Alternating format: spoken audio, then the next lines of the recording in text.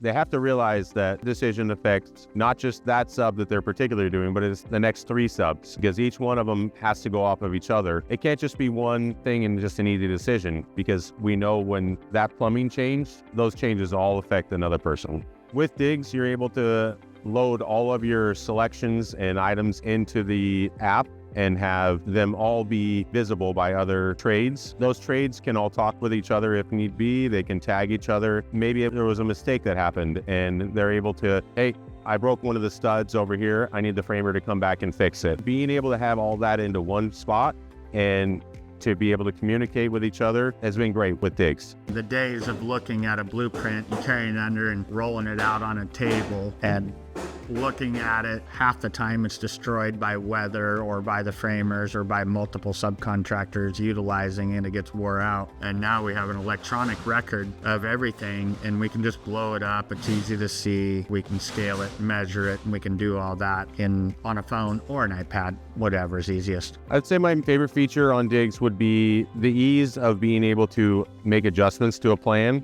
and then to tag a specific area where you're able to zoom in and really specify, I want it in this area of the house, and tag that person that you need to do that area of the house. You can show a picture, you can do all those things where it gets a lot more specific than it would be to hire someone and say, hey, I need you to move this stud over 3 spaces onto there. It's without as if physically being at the house and making that mark and moving it over. In the old days, prior to Digs, we would sit down in a conference room with the client and the blueprint, and we would hand notate, all of the potential changes the client had came up with over the course of the permitting process. Now we bring them into the same conference room, but we have laptops and iPads, and we do all the markups digitally in Digs under a pre-construction layer. And so all of the things that they're thinking of or they're questioning or potentially might change, we're notating in Digs, and then we are pinging the people that it